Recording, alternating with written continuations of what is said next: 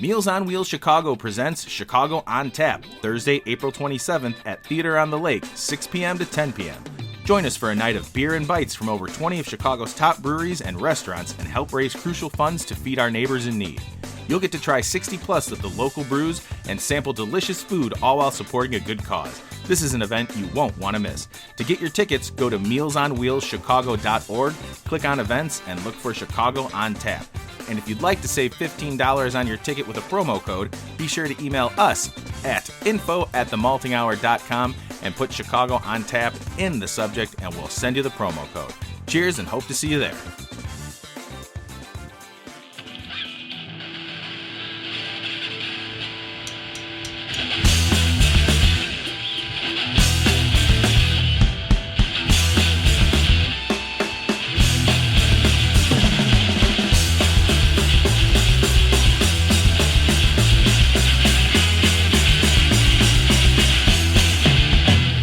Welcome to the Malted Minis, brought to you by the Malting Hour. I am one of your hosts, Tony Golick, joined always with Brandon Winninger. And welcome, everybody. It's been a little, well, it hasn't been that long, but we're bringing back the Malted Minis for a little while. We're working on January. Yeah, we're working on a bunch of other stuff on the side, so we figured, what better thing to do than to throw together a couple of short recordings here for you all to enjoy and for us to enjoy some beer. Brandon, how are you?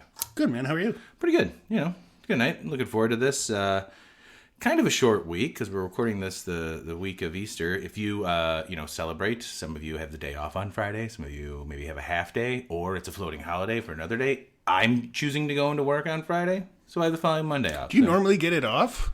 Yeah, but it's a choice of like a floating holiday. I can That's either go in or I can use a floating holiday. So every year I've gone in because it's an easy day. It's a half day. I've never thought to ask at my job to be like, I'm Catholic and Fridays. I think I'm Catholic on Fridays. I'm Catholic only on Fridays. I think, isn't Good Friday a holy day of obligation? Yeah, I think so. I feel like it is. I mean, why else would they giving you, unless you're getting the floating holiday because of Easter? It's a floating, it's a floating holiday because it's Easter, and we also have people who do not celebrate Easter, so they, have a chance to use that day for another. Got it. Anyway, that makes sense. So yeah, happy spring, everybody. It's spring in Chicago. What a weird day today. It was 70 degrees when I woke up, and now it's 35. I love it. Really? It is. I didn't wear a coat when I left this morning for work, and I threw on 2 layers to come over to you. Yeah, is it supposed to be cold tomorrow? We're like the welcome to the weather hour. It's going to be in the 50s, and then it's like all next week's in the mid 70s. Okay. So by the time this one comes out, it'll be in the 70s. It's going to be great. Can't wait. Back to it, baby. Anyway, Brandon, what are we drinking from your cellar? We are drinking Ballast Point Barrel-Aged Victory at Sea. This is a 2017 High West variant. Imperial Porter with coffee and vanilla flavors, aged in High West bourbon and rye barrels. If you don't have the description or if it's too small, I have it in front of me.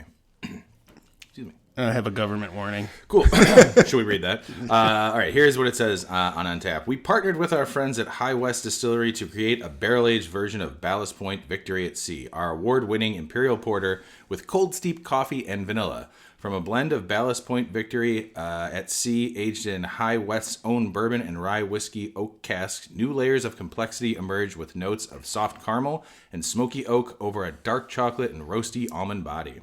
Very specific. High West crafts delicious and distinctive whiskeys to honor the American West, making it the perfect pairing with our signature San Diego-born porter. Ooh, excuse me, a little burp snuck out of there. I do know I have had this. In fact, I'm going to look at when I had this because I had just looked it up on Untappd. Brandon, what are you getting off of this? And I'll tell everybody when we had this. A little funky. Really? Not so much funky. I guess it's doing that thing with coffee beers that I don't like. Ooh, that happens with some coffee beers. It's not. I don't feel like we're full blown into the red zone yet on that, but it's definitely like teetering on like the coffee's turning and you're starting to taste it. Interesting. I don't know. I feel like I'm not getting vanilla. I'm getting coffee. And I'm getting like chocolate. I'm not getting much barrel. This is very interesting to hear. Yeah. So real quick, I gave this back on Christmas Day. I did have this at Cousin Paul's. Christmas Day 2017, I had this, and I gave it a 4.5 and said, outstanding. I meant to look at Which it probably was back then. Yeah, I mean, so I'll tell you this. You have never checked this in, so I don't know what you felt about it. So it's funny that I was shocked by what you said, because although I feel like it's fallen off a little bit, I get barrel, like an oakiness. Uh-huh. The coffee, I could see what you're talking about. I didn't really think about. There's a bitterness to it now that I don't really enjoy. Yeah. Maybe it is, like, I swirled it around a little bit more too. It is kind of teetering on that, like, is this going to be green pepper or not? It's more of a spice, but that could also be coffee, and I don't know if that coffee with the rye, because it is rye barrels as well. Yeah, and I think that's just kind of what I'm hyper focusing on. There's probably more there, but I've got to get past this, like. And I got vanilla in the aroma, not so much in the taste. The other thing I have to remember is that it's an Imperial Porter. Getting it in the aroma too. So yeah, I'm picking up on the vanilla. But man, now that you say that, and I don't know if I changed your mind, but now in my head I've got like the weird coffee flavor, like that little bit of like green pepper. And that's what I was like hyper focusing on. Yeah. And I'm trying not to. Yeah. I'm trying to find the other stuff now, and I'm starting to. Like you said, there is a slight oakiness in there that I'm starting to pick up on. So, all right, that last sip I took, maybe because I rushed it. I feel like I'm burning through this beer right now, which is not a good idea because we've got so much going on. There's a bitterness that's lingering, and again, this is not a knock at this beer. This beer has been sitting since 2017. Where it's been sitting, I don't know. Yeah, so this was one of the beers that I got in the giveaway group when somebody gave me just a bunch of whole random ass beers. Nice. This was in there. Yeah, and it's like I said, I remember having this beer and loving it. They did other Victory at Seas, like there's a peppermint one and coconut one, vanilla ones, a whole bunch of other. Like this was in the heyday of when Ballast Point was really like popping off with, like, I really thought they were going to be the brewery that I was going to buy from all the time. And then I don't know what happened. You know what happened? Kings and Convicts. That happened. Also, I don't know if Kings and Convicts had anything to do with it, but when it was almost $15, I know this sounds crazy, but back then, when it was $15 for a 6-pack of the grapefruit guppy. Oh, yeah. Or not grapefruit guppy, grapefruit sculpin. Sculpin, yeah. Mm-hmm. Grapefruit guppy is Pipeworks. Yeah. The grapefruit sculpin, that felt like a direct, like, I don't know, a fuck you to the customers. Like, it was not that expensive when it first came out, and all of a sudden the price shot up because people were buying it. I don't know if it's a supply and demand thing. Didn't ever hear anything about it. But the other, like, sculpins were great. But the grapefruit one was really started selling, and all of a sudden the price went up, and it kind of like turned me off from Ballast Point. Part of me wonders, so around 2015, I feel like it was, Ballast Point actually initially got acquired by Constellation Brands. Mm-hmm. And Constellation Brands was like a whole owner or majority owner in like Corona and like... Well, and also a lot of distilling stuff too, yeah. Yep. So I feel like that is when I started to see a lot of price changes too. Yeah. So that definitely had probably something to do with it. And then now, like with the whole like Kings and Convict thing, like they closed the Ballast Point location we had here. Yeah, and that I never had a chance to go. Oh man, I went there with Laura and a couple, and it was a like make your own succulent, like beer and plant thing. Yeah. And we used cans, that's cool. It was awesome. And I got to try a whole bunch of beers, and I actually they had 2 like sport themed hat and scarf combos, which I still have.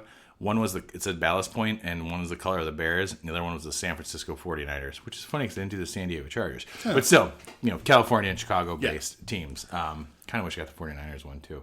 Anyways, it was a great spot. And, their beers were still really good. I don't even know if I see Ballast Point beers around anymore. I know they've like scaled back a lot. I haven't really followed the story after Kings and Convicts got them, and then did something else happen after that? Did they just like say we're done?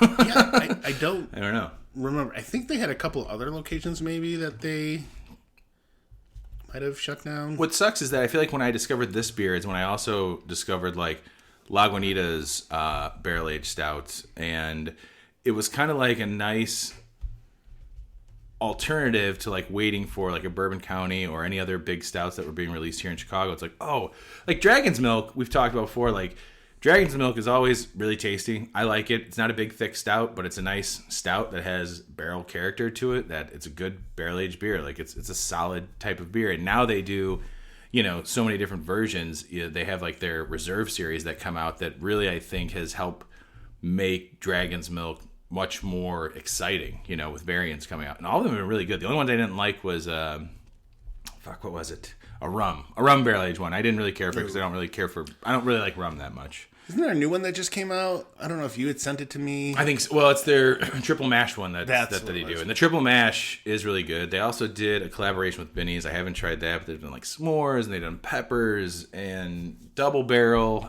They've done that. But that's kind of what I was hoping was going to happen. I think at the time when these beers are coming out, they're like, oh, okay, good. So Victory at Sea already has, like, it's already an Imperial Porter, and they've got these variants, and now they're doing barrel-aged versions of it, too. That's exciting. They were 4-packs. I think they're like $15, maybe $16, or even like $14 when they were coming out. So it was like something that was affordable, like Lagunitas High Westified, or, wait, am I doing that right? High Westified? Yes. Willetized. Oh, yeah, the Willetized. Which one comes in the 4-pack now? I'm blanking. Willetized, I think. Willetized. They also did. I think they did a. They did a High Westified. Yeah. But the Willetized is the one they do in the 4-packs, and God, talk about bang for your buck. $15 for a 4-pack of that beer. We did that, I think, on the Christmas episode, our last Christmas episode of the Maltese. When that comes out, like, I feel like we should just buy a case of it because it'll be so cheap in comparison. Just having like barrel aged beers, that'd be a fun beer to maybe do some French press with. But anyways, yeah, this just the whole story of it's kind of like what happened to Ballast Point. Yeah. So just as a quick note, I did a search at like Binny's, and they have some Ballast Point like in stock, and they have like Sculpins, and it's still $16 for a 6-pack. And they have. Well, all the locations currently are sold out, but apparently High West, the Victory at Sea is still a regular that they do. So it'd be nice to maybe we'll try and find that next time I see it. I'll see a newer one. Yeah, if that. But it's funny because it's all sold out, so they probably don't have anything in. What's crazy though is this in a 4-pack is $13.99. Yeah, exactly, and that's like the 6-pack of Sculpin is $16. Come on. Yeah, that's just insane. But anyways, this I would say that this beer, I'm drinking it more. It goes back and forth. There's like kind of the green pepper, then not the green pepper. There's some vanilla, then there's no vanilla. There's barrel, then there's no barrel. And I keep swirling it around to see like everything will just kind of open up and just be there all at once. Yeah, and I feel like it's starting to get better. The warmer it gets, I'm getting more of the niceties that I want out of it. Niceties, I love that word. Versus like just that. You know, the potential green pepper. Did you get some floaties in there? It's a liquid floaty. What the hell is it? I don't know, but it was from the beer. Interesting. It looks like there's like brown marker on my finger now. It's now on my pants. I gotta say, this one's kind of a great example of why you don't necessarily need to age. And this is not a knock at you, Brandon. You just held on to it because you just did. Because somebody gave it to me. Well, yeah, you weren't aging it on purpose. But it's another good example of there are certain barrel-aged beers that you really don't have to age. They're really good fresh. You should have them fresh so you can get everything fresh. Some beers do stand the test of time. I feel like so many people have aged barrel-aged beers at this point that you could go online and see if there are certain beers worth aging, and if there's other ones not worth aging, let other people do the science. Do the work for you. I mean, we've had some old barrel-aged beers on here that were phenomenal. And we've also had old beers that were not barrel aged that were still also phenomenal. Absolutely. And this just for me is kind of, as our friend Ron would say, a shell of a beer of what it used to be. It feels, and again, this is only because it's from 2017. This is not a knock on the beer now if it's still actually being produced. It used to be a really good beer. So if you guys have any of these, start drinking them now. Yeah. Make ice cream with it. Make hot sauce with it. Cook with it. Chili, something. unless you like, if you crack it open, you really like it. Maybe this is your. It could all be in how it was stored too, because I was not the one who initially stored it. So there are more floaters of those weird, like on the bottom of this now. Lovely. Something hit my tongue too when I took a glug of that. So in its current iteration, if you had to rate it, how many sea shanties would you sing for this beer? For how old it is and where it's at, sea shanties, I would give it 2.65 sea shanties. If someone else, like, I'm not so excited to have Cousin Paul crack this open anymore. I almost want to tell him to make ice cream do something with it. Do something, make a chili with it. Like, next time he makes chili or a stew or something, this would be good, because, especially like a stew or a chili, because the bit of pepper flavor that we're getting from it. Yeah. I couldn't put my finger on it. I don't think it was power of suggestion that led me to it. Mm-hmm.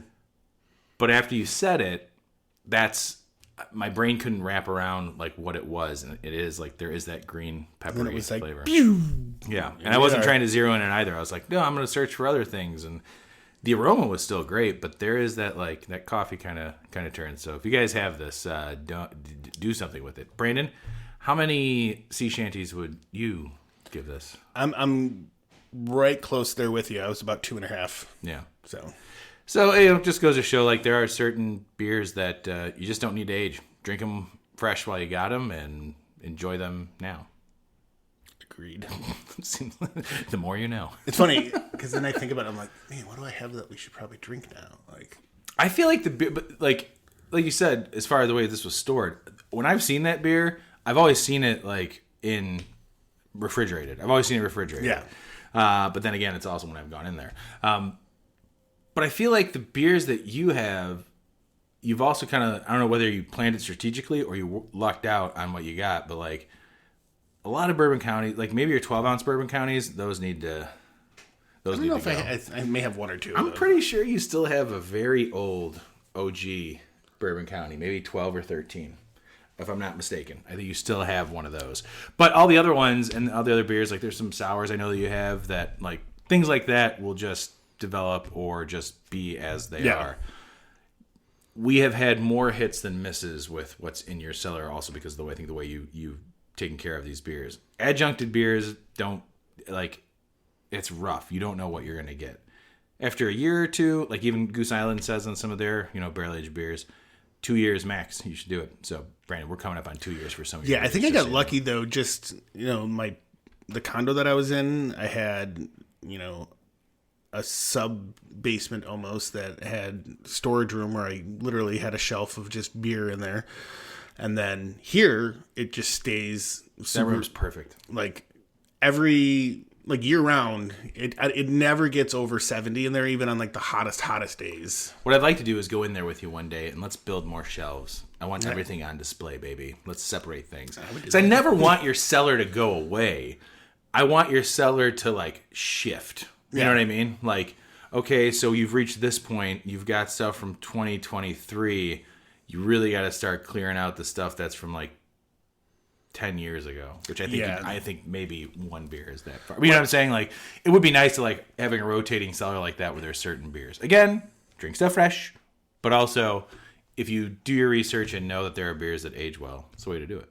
Yeah, there's no reason. I mean, there's plenty of reasons not to. And if it's a beer that is not meant to be aged in any way, that's when you're probably taking a crapshoot. But like when we did, what was it, the 2009 Old Stock Ale that we both were like crazy over. Yeah, it was, that beer became one of our most favorite beers. I don't remember if I put it on, I think I put it on my Maltese. I know that you did. But that was like a crazy example of a beer that just happened to taste really, really good being aged. And also, I'm going to throw this out here as well, King Henry. Henry, that also tasted awesome. Do you have, now that I'm thinking about it, do you have any, I know you've got a rare or two. I think I've got 2 rares. Do you have any of the Goose Island 2018 vanilla bottles? I don't think you so. do. Fuck. I really wish you did. Out of all the ones I do have. Yeah, that's wild. I mean, not that one. That's not me being greedy. It'd be awesome if you did, but you don't, and it's okay. All right. Yeah, so I think that's where we stand on this. Actually, real quick, another good example of why you don't have to age beers. Like, when they barrel age stuff, they're barrel aging it for you. Yeah. You know what I mean? Like, they're aging it for you. And that's something that founders had said with KBS, that you don't need to age it. We've aged it for you. Drink it fresh. Mm-hmm. Fresh is best. And it's true, because we did a vertical of KBS. I think we did 5 years of it. Something like with Ron and Mike. Yeah, that was Maybe before we had the more bar than that. down here, and we sat around the table right over here. I got pictures of that. I gotta look for that. And But we did the QV. Oh yeah, and the QV was so good at that. But like, there were years that were hits, and there were years that were misses. Overall, though, I think 2 years out is probably as far as you want to go with like barrel aged beers. Yeah, adjuncted ones even sooner, maybe a year. Maybe you want some flavors to like kind of mellow out, or you want more barrel or something. I don't know, but yeah, that's all I gotta say about that. Yeah, I mean, there's some that I've cracked open recently that I've just been surprised at how well it's aged. And like, I'm never really surprised with Bourbon County like that. No, usually regular Bourbon County, I can taste subtle differences in each year, but that's it. There's never been a year where I was like, this is bad. It's always been like, I really like this year. And I think the last time I felt that way was a few years ago when Clark and I did like, I think, a 4-year vertical before going to see the Crash Test Dummies. And I think we really liked 2017 regular out of the ones that we had. So it was very good. Okay. Yeah. I could see that. You probably have one of those lying around. Possibly. Maybe. All right. Anyways, man, you got anything else to say about this beer? No. Good, though. Yeah. Good, not great. Yeah. It's okay, actually. I'm going to say that. I'm not going to say good, not great. I'm going to say it's okay. This beer was fantastic. Okay, almost good. Yeah, almost good. Not terrible. Love you, buddy. Love you too, man. And thanks, everybody, for listening. We'll see you guys next week. Bye. Cheers. This has been The Malting Hour. Be sure to follow us on all social media by searching The Malting Hour and at themaltinghour.com. You can also follow us individually on social media. Brandon can be found on Instagram as BMDub81, on Twitter, BDub81, and on Untapped as BDubDrinksBeer. Tony can be found on Instagram and Untapped under Ace of Help Chicago, on Twitter, The Ace of Help Chicago. Clark can be found as Clarkowski on all three. Dan can be found on Instagram as hip__hops and hip hops on YouTube. Be sure to subscribe, like, and rate the show on your preferred podcast listening platform. Until next time, cheers from all of us at The Malting Hour.